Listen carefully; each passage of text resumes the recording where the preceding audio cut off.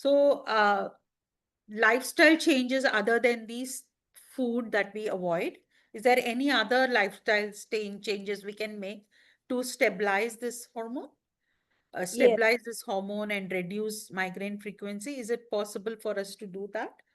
Yes, this is one of the important question, meaning important question that I should address, because something is in our hand that we can do it. That is our lifestyle.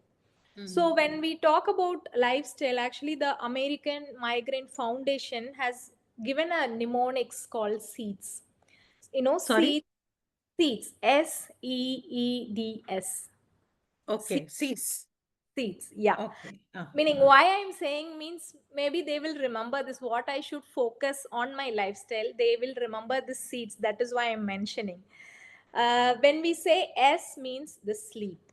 I will be taking little longer time in this lifestyle, because what I feel is what we can do from our side is this. And so I'm going to take some more time in explaining what we can do No to correct problem. our lifestyle to Please do. Please address do. the problem. So when we say the seeds, the first one S for sleep. When I say sleep, it is a vicious cycle. Like when you have a headache, you cannot sleep. Your sleep will be disturbed because of this headache. Because you don't sleep, you will get this headache. This is a vicious cycle. It will Yeah. continue around. Yeah. So try and especially when you have a menstrual migraine, or if you know that it is caused because of the sleep, try to change your sleep pattern. Switch off the nowadays all the bright lights, mobile screen times. 2 hours at least before the sleep we should close it. And try to have the calm and cold surroundings, atmosphere to sleep, quiet atmosphere to sleep, so that we will not get any disturbances. So this is the first point. And the second one I will say is E is for eat. Eat properly. Do not do any fasting. Especially our Indian women will have the fasting days like Tuesday, Friday, Saturday, Sunday, almost every day in their month. So that could be definitely a trigger for this migraine. So if it falls, the fasting is falling on the time of their, like in case the premenstrual time, that definitely I think because of our customs they will not do during the menses time the fasting, especially before the menses. So they should avoid this fasting. And the food which I told you, try to avoid. And try to eat a nutritious food which contain high fibers, less in trans fat, and less in the sweetener, and also increase the omega 3 supplements. Try to Mhm. eat whole grains. Mhm. These kind of, they can make changes in their eating habits. So when they take a protein, high protein, they will feel, their hunger will also be suppressed. So, and also they should take very small frequent meal. If a person, I have a friend who says, when we are a gynecologist, we are very busy, especially during our post graduation, during our residency, we are very busy. And very, very often we skip our meal. If we have to go for the meeting, or go to the ward on time, sometimes we skip meals. And one of my friend, because of that, she gets this migraine. And it is, and she makes sure sometimes she comes late to the meeting, or if we have sometimes morning meeting 8 o'clock, we have the meeting, she will come, she will sometimes come late, but she will eat and come. Otherwise she'll say my day will go off if I don't eat. So if somebody knows that this is a triggering point, then they should definitely address, and this is in our hand that we can change. And we can reduce the frequency and the severity of the migraine by doing a small step, by taking a small step, changing our lifestyle. And the another one is exercise. Exercise, especially, I think you had a session with exercise as well. So exercise, it will release a happy hormones to bring down the stress. So which could be one of the trigger for the migraine. So at least they should do 30 to 50 minutes of moderate intensity aerobic exercise 3 to 5 days in a week to maintain their um, weight. And the other one, because the other way, it is kind of, as I told you before, this is a complex uh, problem. When the obese, then again they have a risk of having a hypertension, which will change the vessel thickness, and they can have atherosclerosis, which is deposition of fat in the vessel. Again, these patients will be a higher risk when they have a normal migraine, that can be a complicated migraine when they have other problems. Mm. So by doing exercise, this can be avoided. Okay. And so I have told you about sleep, eat, and the exercise. Exercise. And the other thing is, when I say S is stress, we have to avoid the stress. So try to do some yoga, mindfulness, and exercise, which will release the happy hormones to avoid this Stress.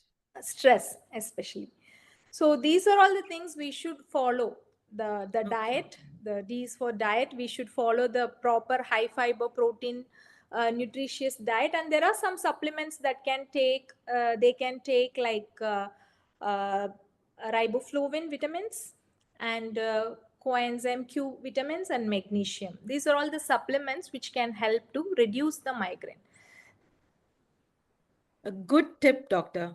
And to remember it as seeds is easier. And I like the three C's, and I like the word seed.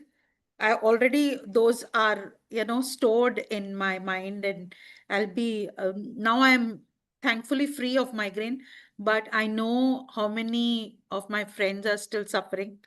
And I will give your three C's and the word seed to them, and also encourage them to watch your video, which will Yeah. go on our YouTube. So thank you so much for this tip.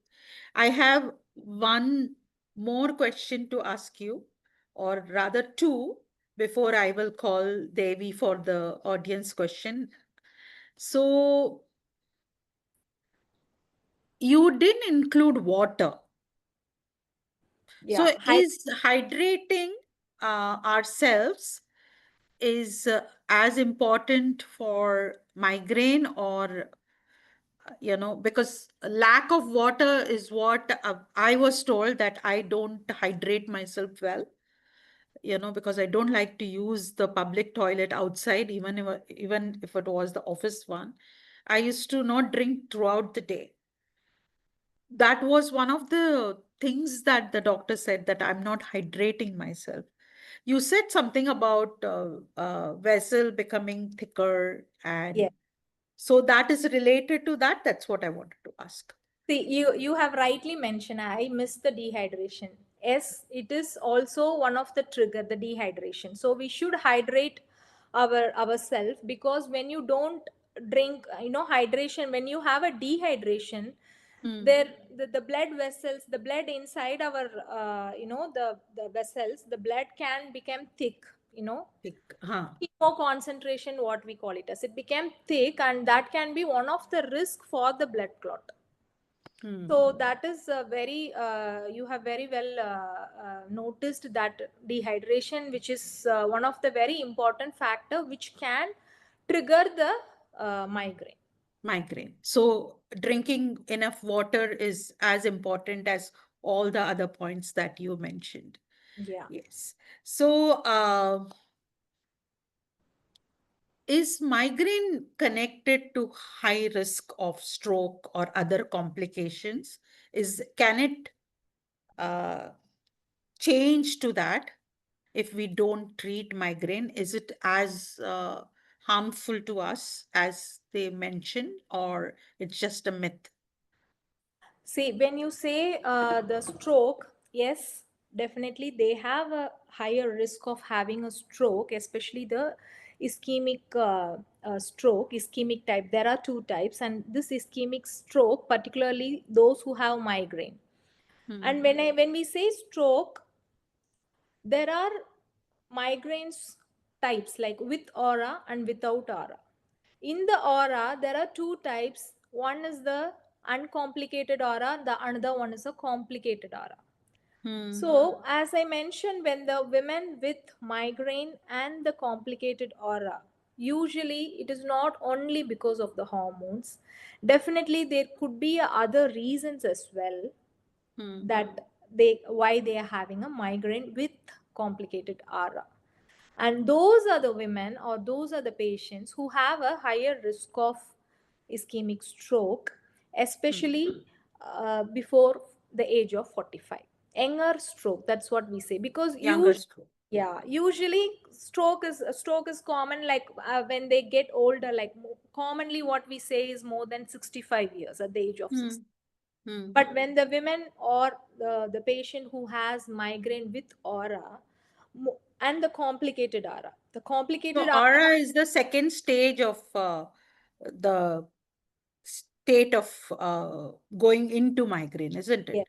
The yes, second before stage, the before the migraine, yeah, before the migraine. yeah. That is the period that there is a chance that one can go into the s- stroke. That's what you're trying to say. No, not really actually.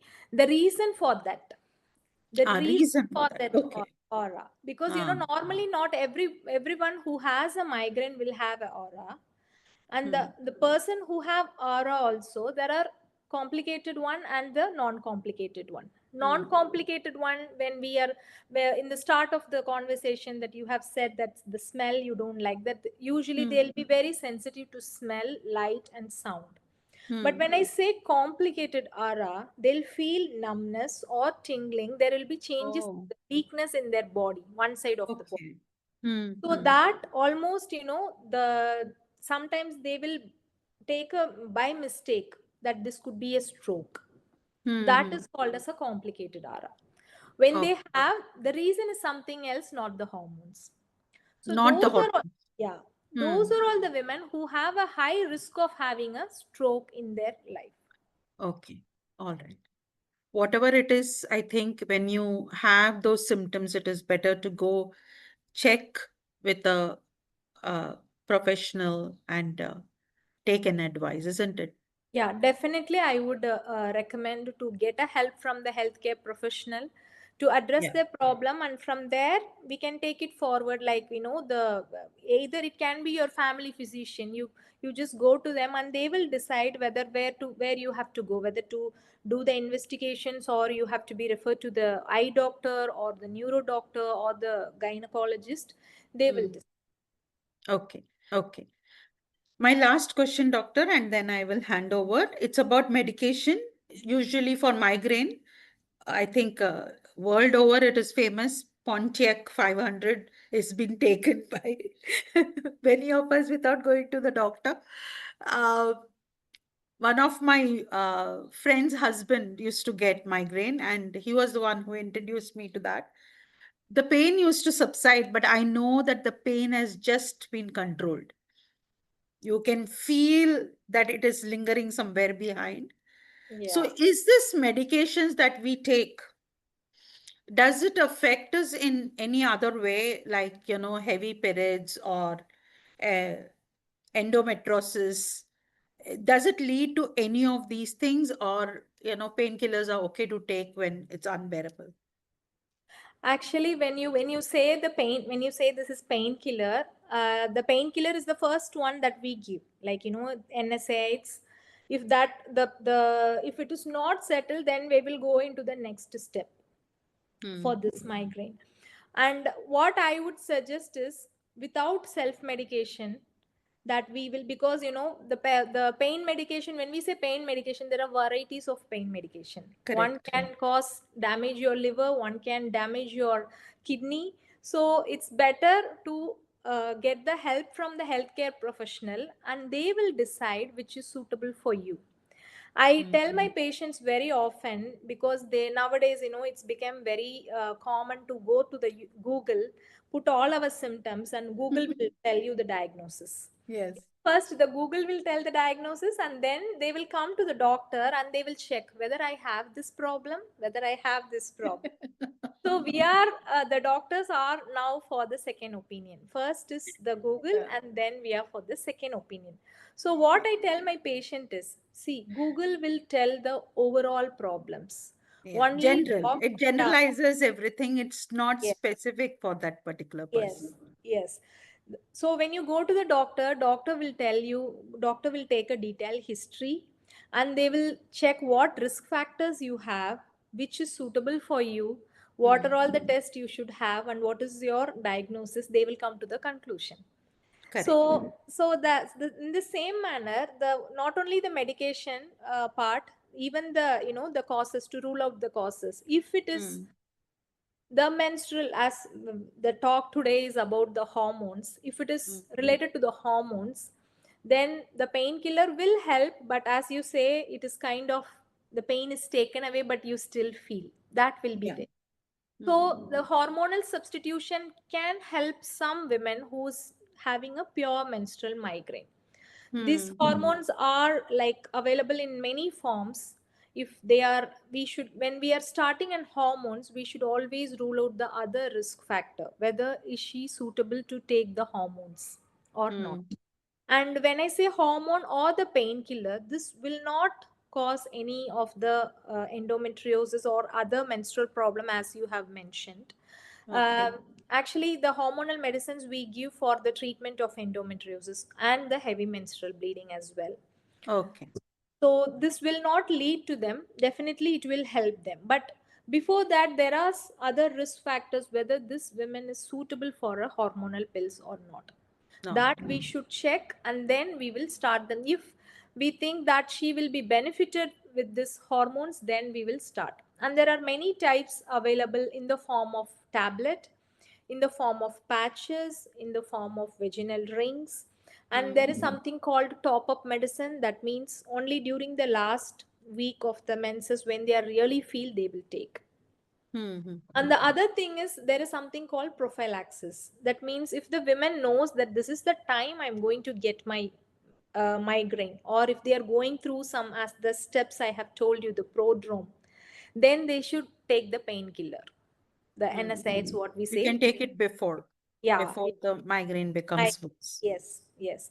And they can continue till, the like 3 to 5 days, like during the menses time as well, because that is when the trigger, that is when the pain is going to be more. That is when they are going to have the main headache. So they can continue it for 2 to 3 days, and then they can slowly taper and stop. Thank you so much, doctor. So patiently, you answered all my question. I know that I'm a lay person, so my language is not as medically what you are using, and there are some words probably I kept asking you again and again, but you explained it with so much patience. Thank you so much. Devi is already ready with some questions of the audience, and I welcome Devi to ask you those questions and enrich ourselves more. Hi,